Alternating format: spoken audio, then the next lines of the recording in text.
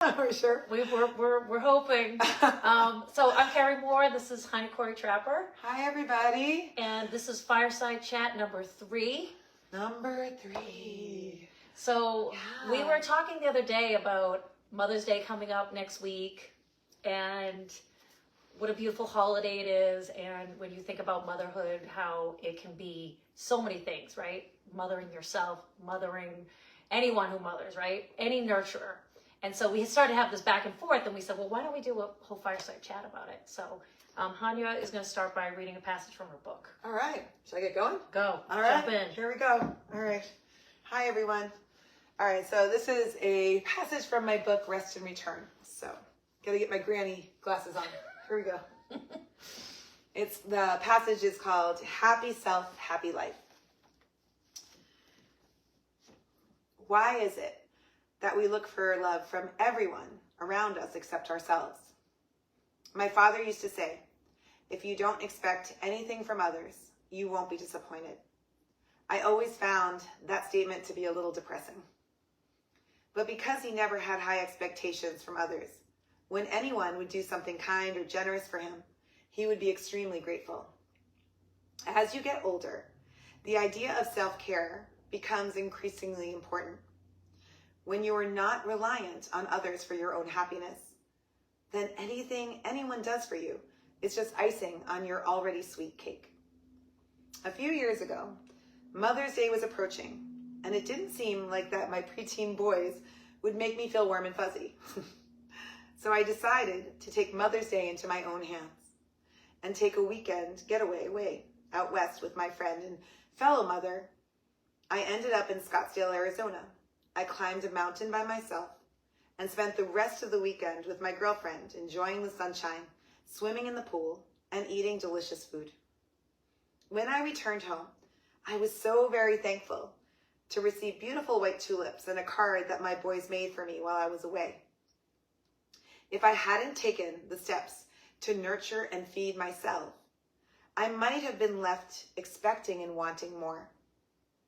But because my heart was full by the time I got home, anything I received from the family was just icing on my already sweet cake. I love that passage. And this is the quote on the other side says, peace begins when expectation ends.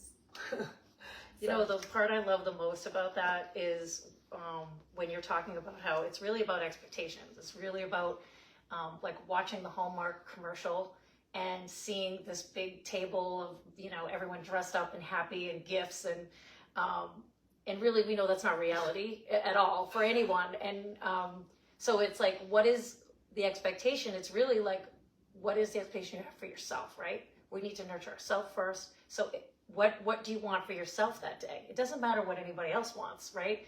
You mother yourself first. You do what your expectation that you want to have, like you planning out like, what I really want to do is be with my friend, be swimming in a beautiful resort, and that was how you nurtured yourself. Totally.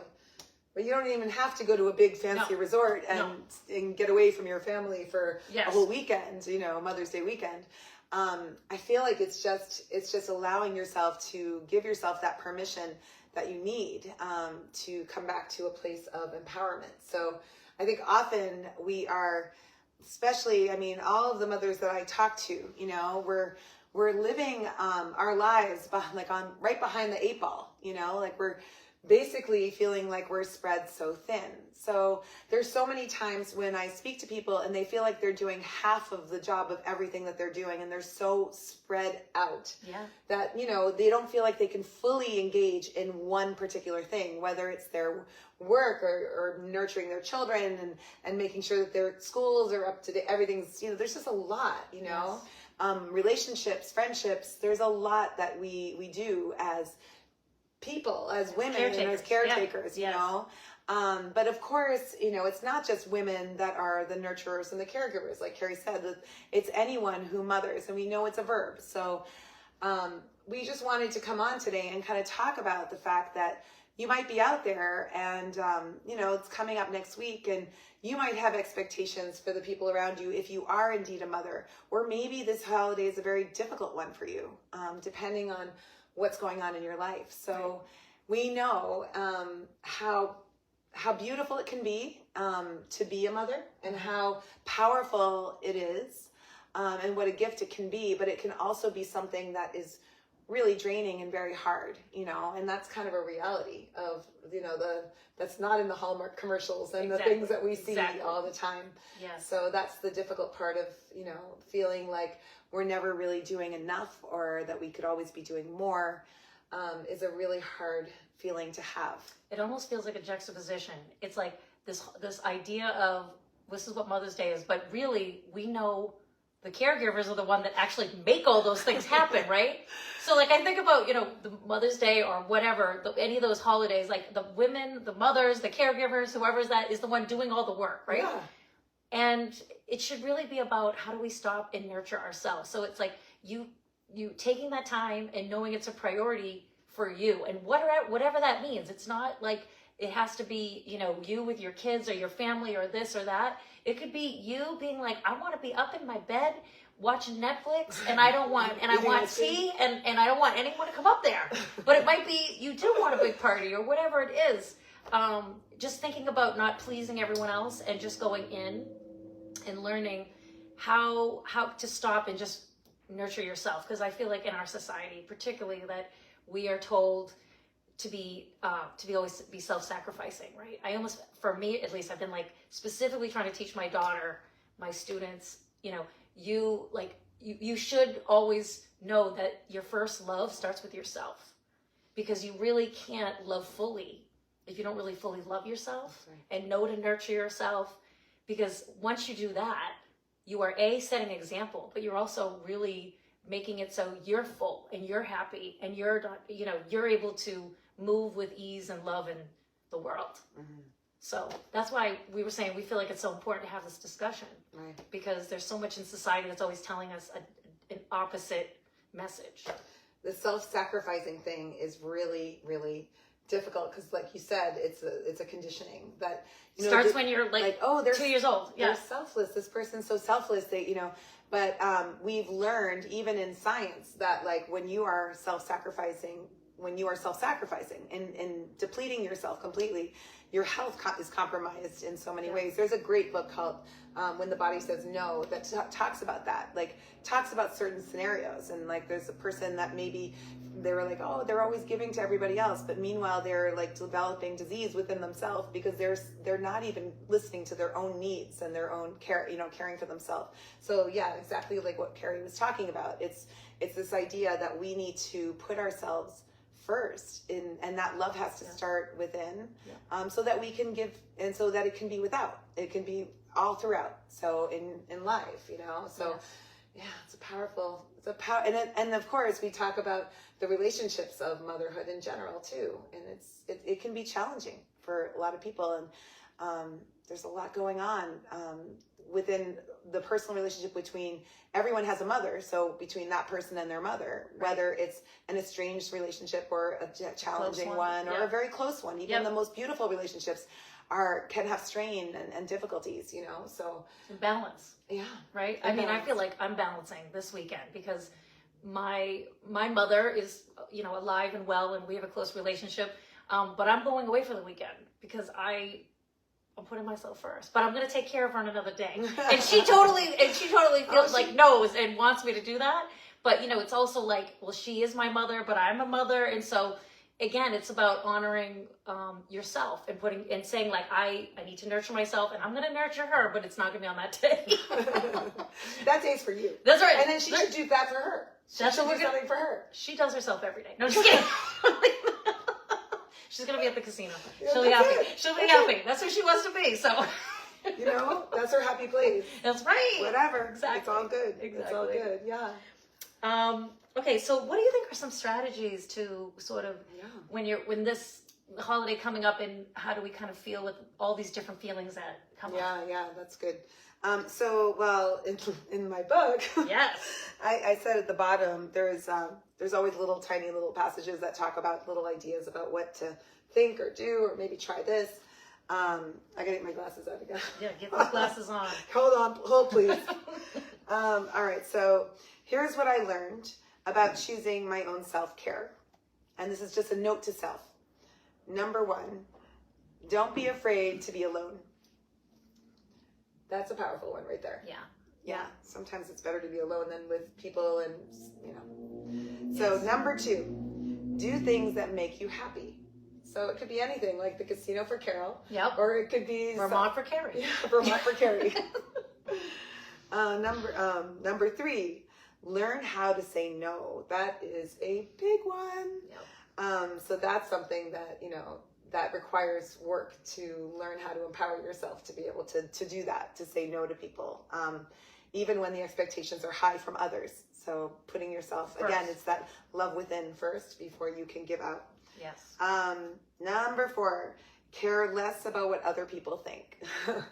So when we care less about other people think, then we aren't living in a conditioning in a way that is always compromising our own belief system or our own values, you know. So we're the idea here is just to start to create your own values and your own beliefs and to honor those and to protect them for yourself.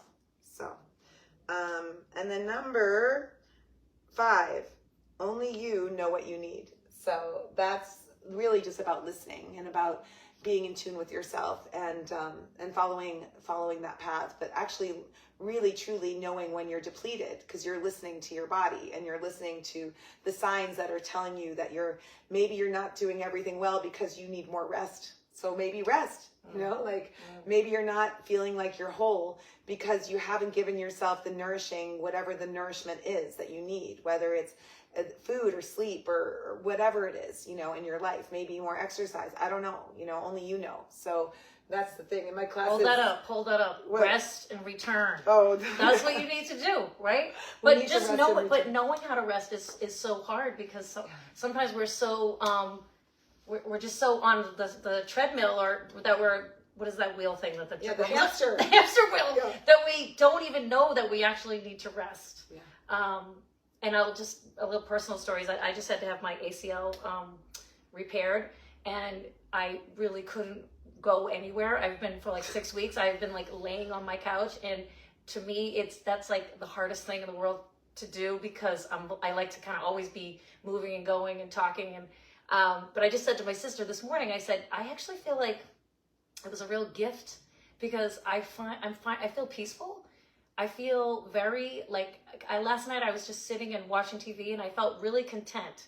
It was a Saturday night. It was a beautiful night and I'm watching some sci-fi strange show, but I was actually had a lot of peace and happiness. And that's really, for me, that's huge because that's always been a struggle. And so I guess what I'm trying to say is that you never know when all of a sudden you're pushed to making you rest, right? And then how much you actually needed it. You know, it's sort of like the trick to it. When do you know to get in that time when you need to rest? And to feel like you have to you're taking from other people, like saying, you know what, kids, I can't do your laundry. I can't, make you dinner. It's like, but I got the rest I think I really needed, not only to recover, but also like just emotionally. So I just thought when the body says no. Your body was like, my body was like, I'm bringing down and you're not be able to walk anymore. No. How's that? Yep. And you have to rest. You have no choice. Well, that's what's going to happen. And when we don't rest, things are going to happen to us. That's it. 100%. So you have a meditation, I think, ready for us, right? I do. I forgot. Where are my bells? Oh, they're over there. Should I get them? Yes. Go get the bells. All right. Keep talking, Kerry. Yeah. So, so I love when Hanya takes a meditation and puts her own spin on it. So there's very traditional meditations that have been brought down for hundreds of years, thousands of years, and she'll take it and she makes it her own. So I'm really excited for her to walk us through this meditation because I think it's beautiful and it's powerful. Yeah. So this is based on just a metta meditation, and the word metta translates to loving kindness. It's just a play on that for motherhood. So if you are a mother or if you mother, it again doesn't have to be a female in the traditional role of female and child. It could be someone who has like pets or someone who nurtures in some way, in any way. It could be a man. Please, feel free to use this meditation. I'm not sure how long we're going to go, but we'll just we'll just wing it and Okay. just see how we do. So if you are joining us for this part, we're going to be sitting comfortably. If this sitting does not feel comfortable for you, cross-legged or something, then you can always sit on a chair and just plant your feet. I'm sitting cross-legged. Carrie's sitting in a beautiful ladylike stance over here. It's just because my knee. No, it's okay. Whatever feels comfortable for you, really. And here we're just trying to find a nice long spine. If it doesn't feel right for you to sit up, then lie down. It's okay. But just find a place where you can lengthen and you can soften at the same time. So maybe finding that comfortable seat, your hands can rest in any way that's comfortable. Maybe one hand on top of the other in your lap, or maybe even your hands on your knees or your thighs facing down if you just feel like you need more grounding. And then when it feels right for you, just close your eyes and give yourself a few moments just to arrive into your body. In our yoga practice, we always start with the outer layer, which is the body. And you start to notice here just what's true for you in this moment. So you're noticing here areas of sensation. Maybe there are some areas that feel like they're talking to you a little bit more than other areas. Just simply observe your body exactly as it is. Noticing the areas that feel like there's resistance. Maybe there's areas that feel like there's pulsing. Maybe an itch.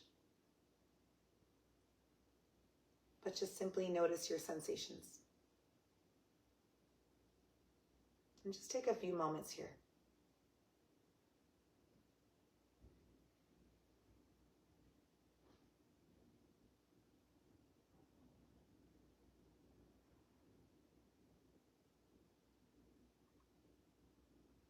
And then from the sensations of your body, watching and observing without any judgment. There's nothing you need to fix or change. Bring that compassionate awareness to your breathing body. And just start to notice your breath. You can notice here if it's long and smooth, or maybe it's short and choppy. You're just noticing.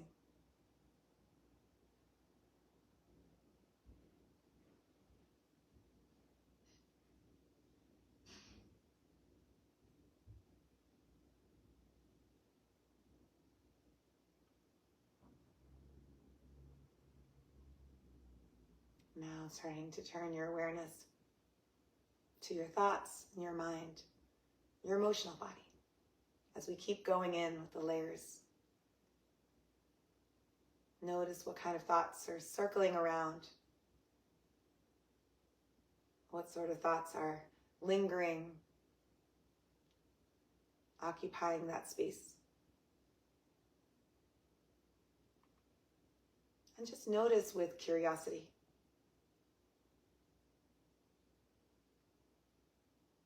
Again, there's no need to change anything, but just to simply observe the type of thoughts and patterns that you have.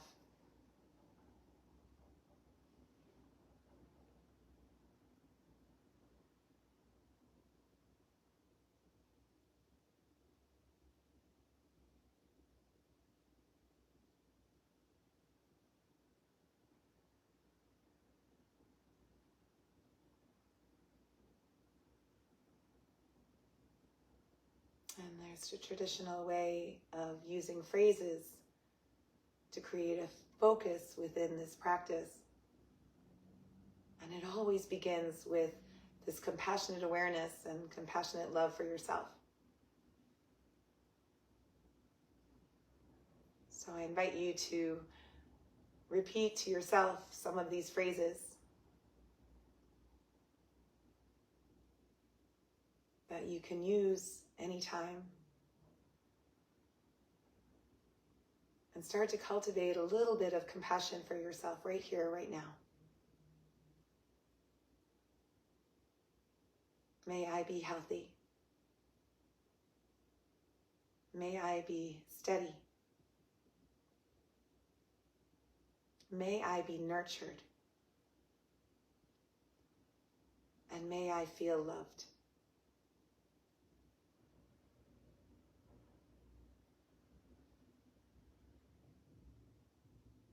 May I be healthy. May I be steady. May I be nurtured. And may I be loved.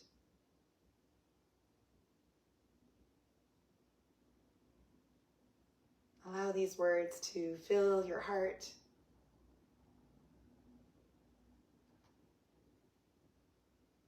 The love for you, it begins right here to the mother within.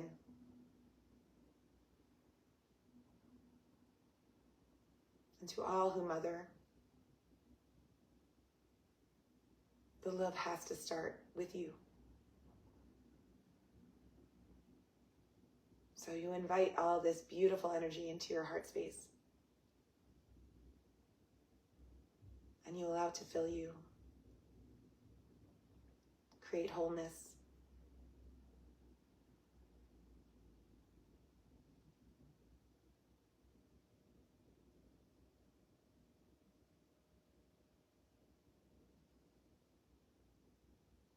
And you bring your awareness to a beautiful mother figure in your life.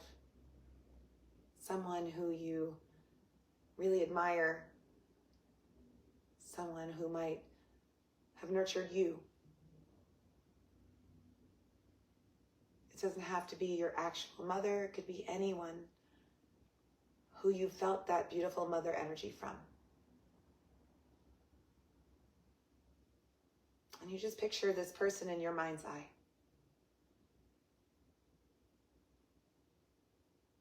And share with them the loving words. May you be healthy.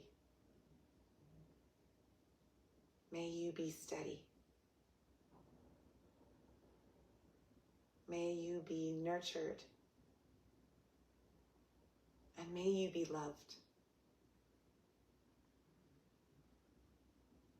May you be healthy. May you be steady. May you be nurtured. May you be loved.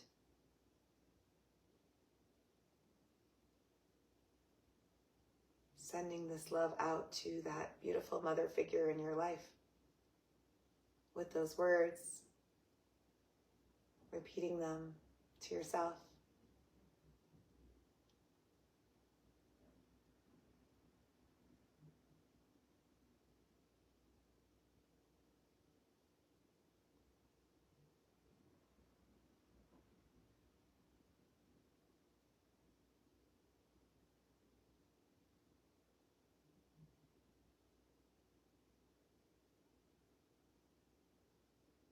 You might think of someone who struggles with a difficult relationship with their mother. Maybe it's you. Maybe it's someone you know.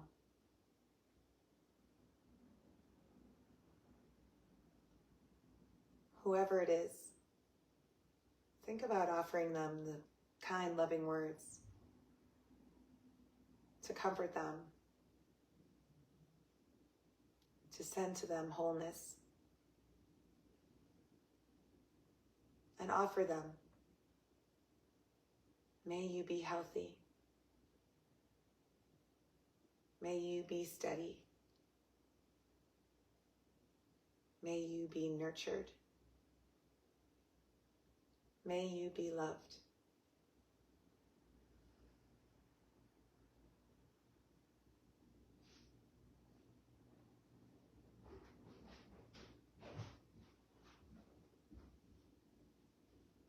And then for the next one, we would think about anyone who feels the loss of a mother or a child in their life.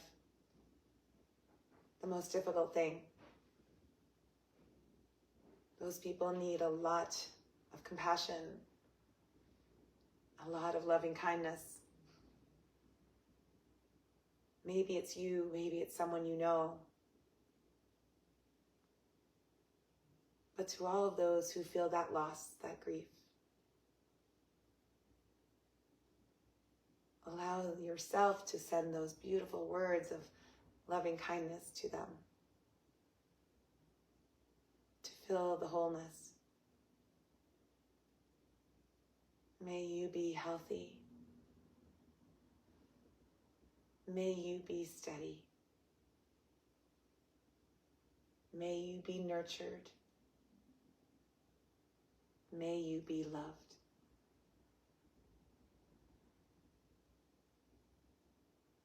May you be healthy. May you be steady. May you be nurtured. And may you be loved.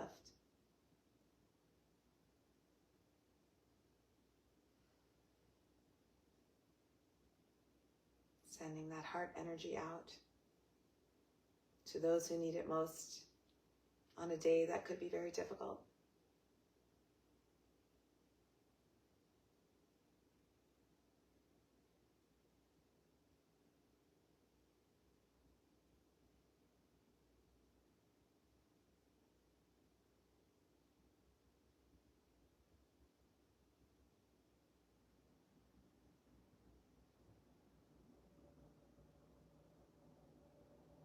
Now let's expand that circle even wider. Think about all the mothers and all who mother. May all who mother be happy. May all who mother be steady. May all who mother be nurtured. May all who mother feel loved.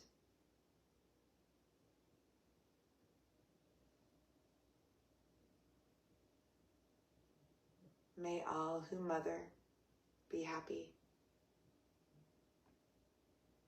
May all who mother be steady. May all who mother be nurtured. May all who mother feel loved.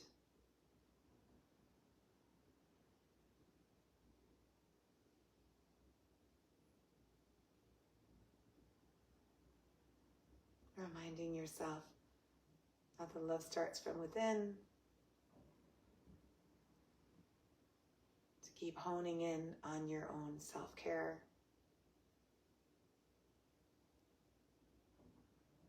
And then to share that love with those around you and beyond.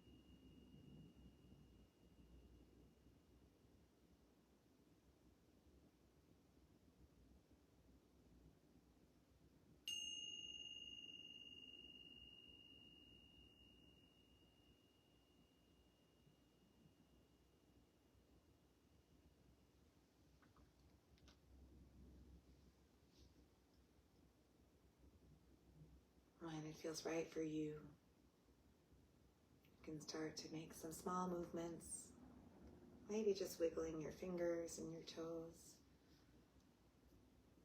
And then you can blink your eyes open, take your hands to your heart center, take a deep breath in, open your mouth and release. Thank you for practicing with us. Namaste.